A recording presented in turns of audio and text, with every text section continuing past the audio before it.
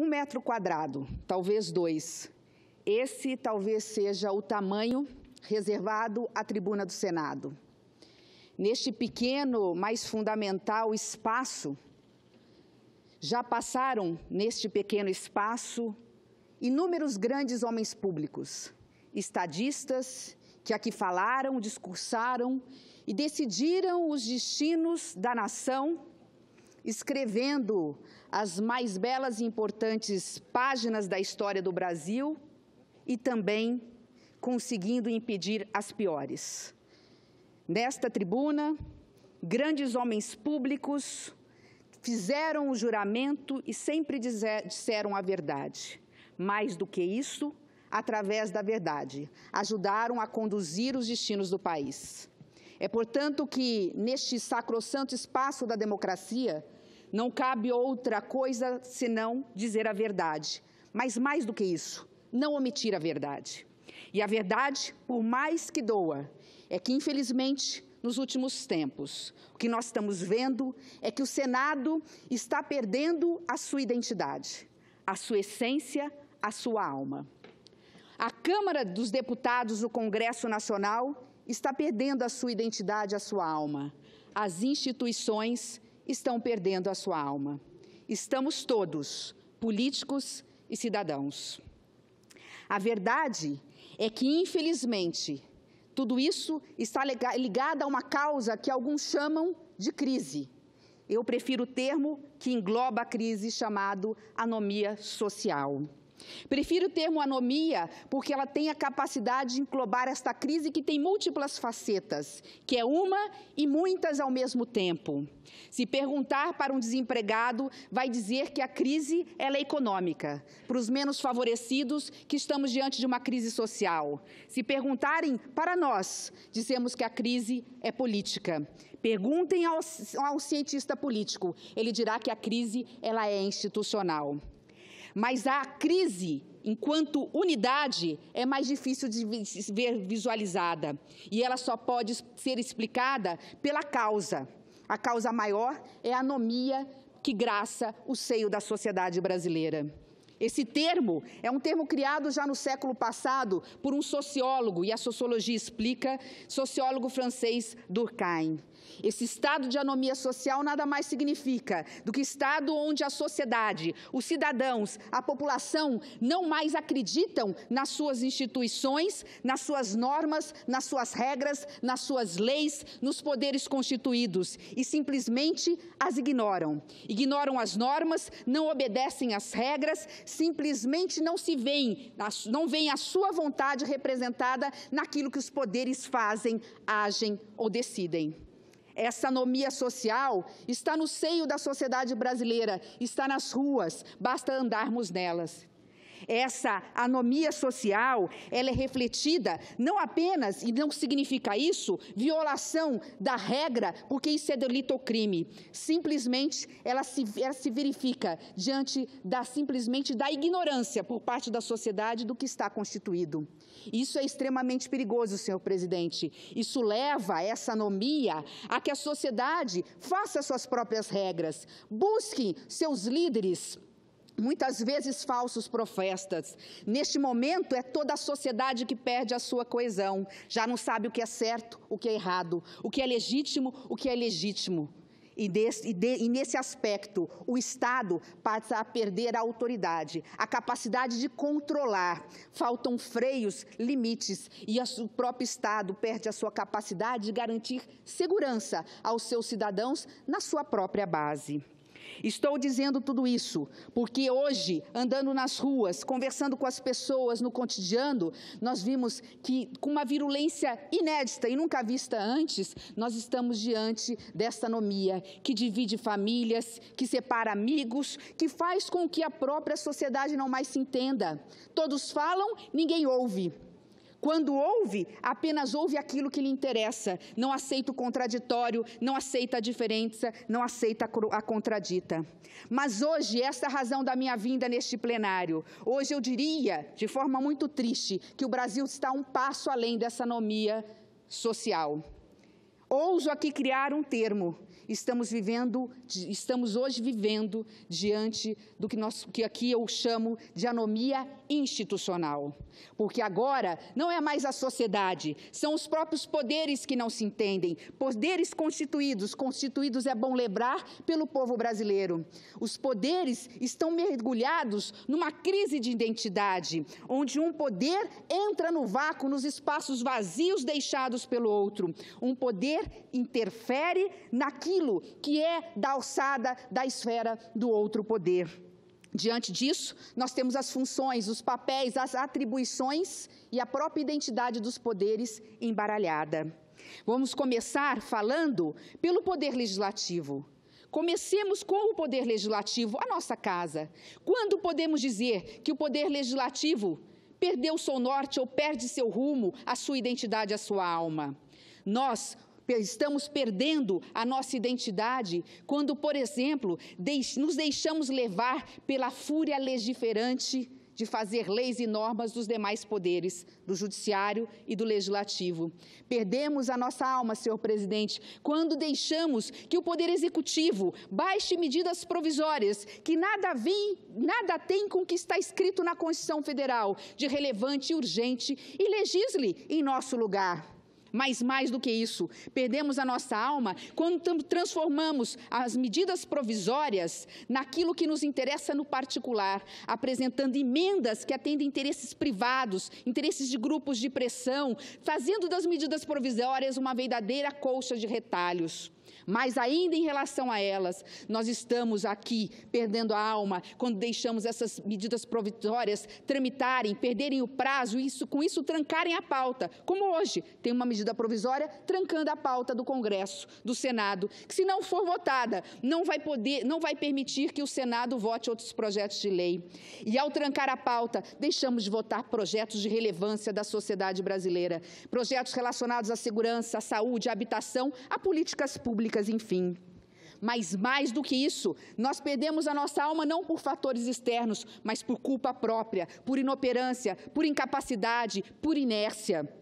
Os exemplos são muitos. Primeiro, quando fazemos projetos ou aprovamos emendas, repito aqui, de interesses individuais de grupos de pressão ou mesmo até de grupos legítimos, mas que nós sabemos e às vezes não conseguimos reagir a essa pressão, que estes grupos, por mais legítimos, vão comprometer o orçamento de tal forma, se aprovarmos, e sim estou falando das corporações, que vai inviabilizar que o pouco do recurso hoje que não é vinculado do orçamento possa ser destinado ao seu fim máximo e maior, que é o interesse público, a investimento em projetos que alavanquem o desenvolvimento econômico e social do país. Ainda, nós perdemos a nossa alma quando nos omitimos, quando deixamos o vazio que um dia aqui, já ocupando a tribuna, ousei chamar de limbo. Ainda, e aqui eu me reporto a episódios muito pontuais que aconteceram recentemente nesta Casa e na Câmara dos Deputados. Nós perdemos a nossa alma quando nós mesmos descumprimos o nosso Código de Ética, quando o regimento interno do Senado, da Câmara ou do Congresso Nacional torna-se letra morta.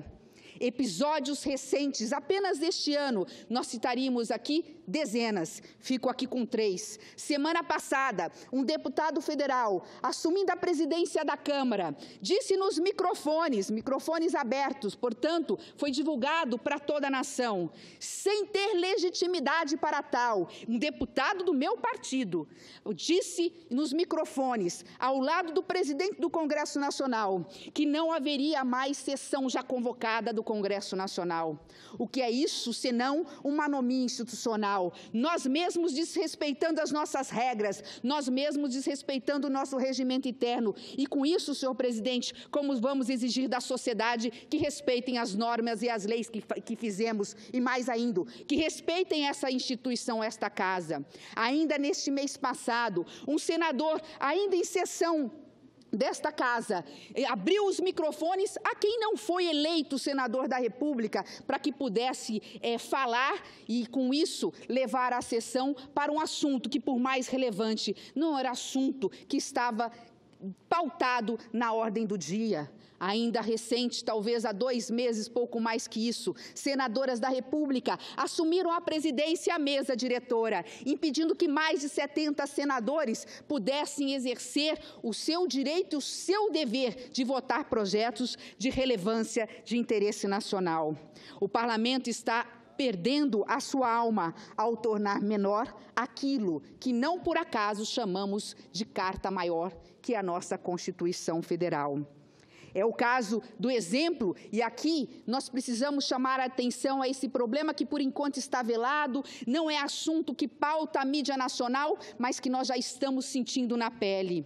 Exemplo dessa anomia institucional está no fato da Câmara dos Deputados, numa interpretação errônea, ilegítima e inconstitucional da Constituição Federal, entender, senador Hélio José, que o Senado é apenas uma casa revisora.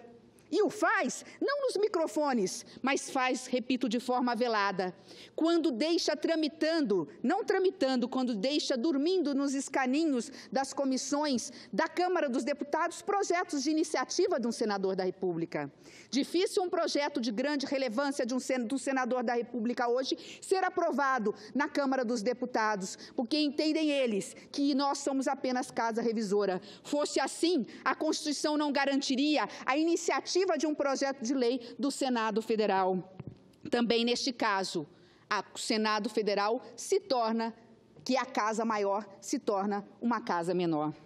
Em qualquer dos casos, o importante é dizer que o Parlamento está perdendo a confiança e a credibilidade. A confiança do povo brasileiro, a credibilidade nossa e da própria instituição. O Executivo também está perdendo a sua alma, quando ele se torna refém de grupos, de dirigentes de partidos políticos, de grupos na Câmara e no Senado Federal, e é obrigado a votar, a modificar projetos relevantes para atender grupos e interesses pessoais. Não que o presidencialismo de coalizão não seja necessário, ele é.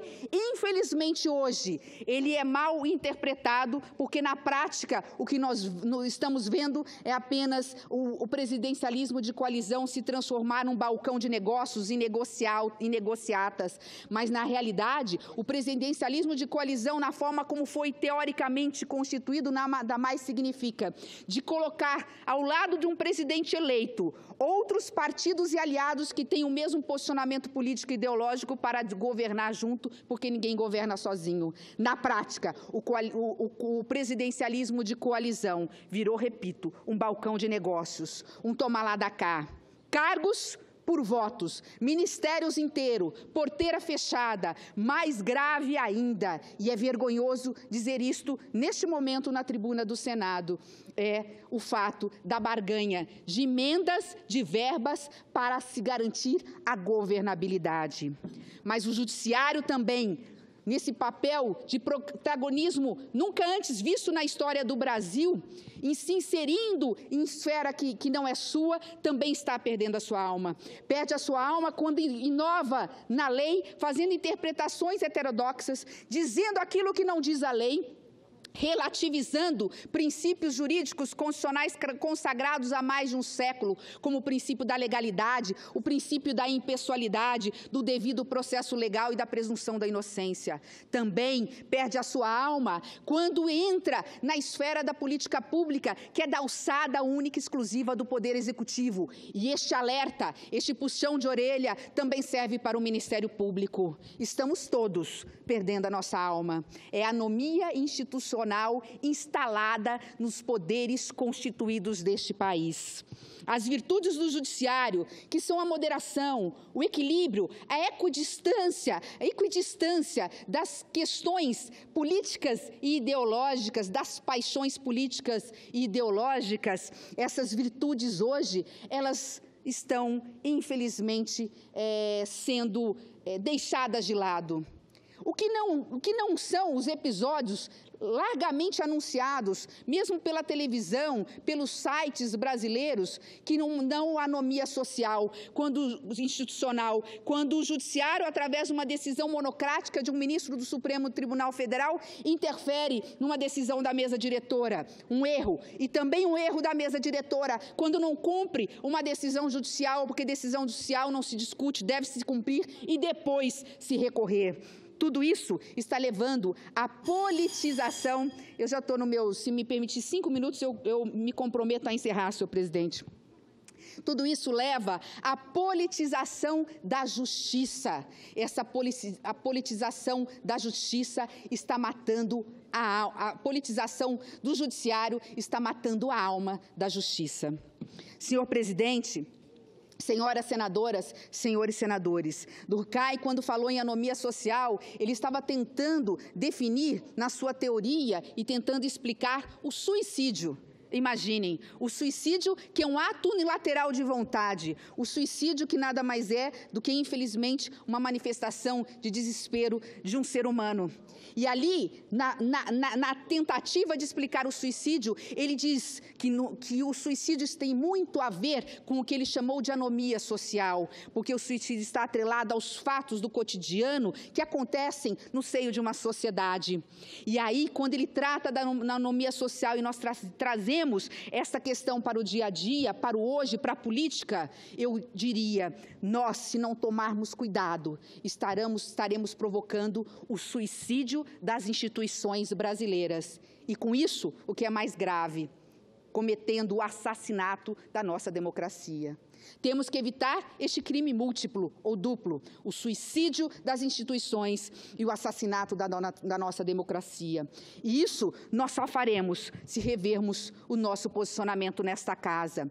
Falei de filosofia, falei de sociologia, falei de política. Eu quero recorrer nas minhas palavras finais ao bom e velho bom senso, conclamando, fazendo um apelo aos nossos pares, que possamos refletir.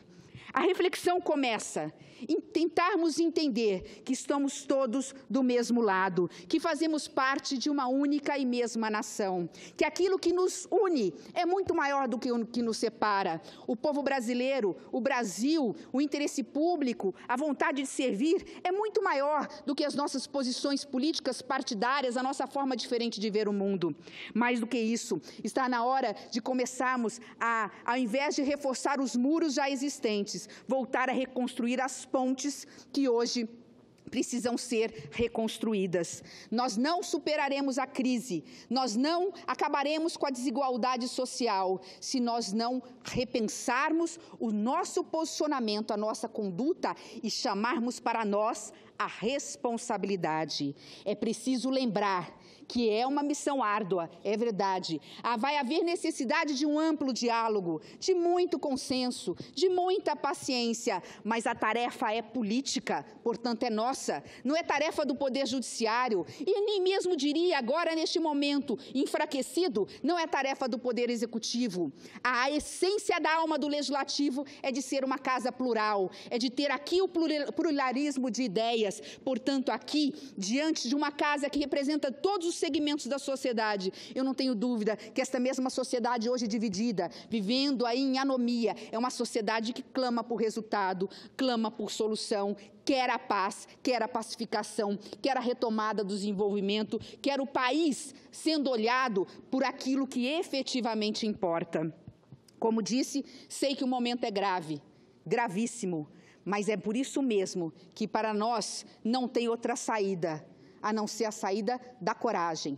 Não estão abertas aqui as portas da covardia.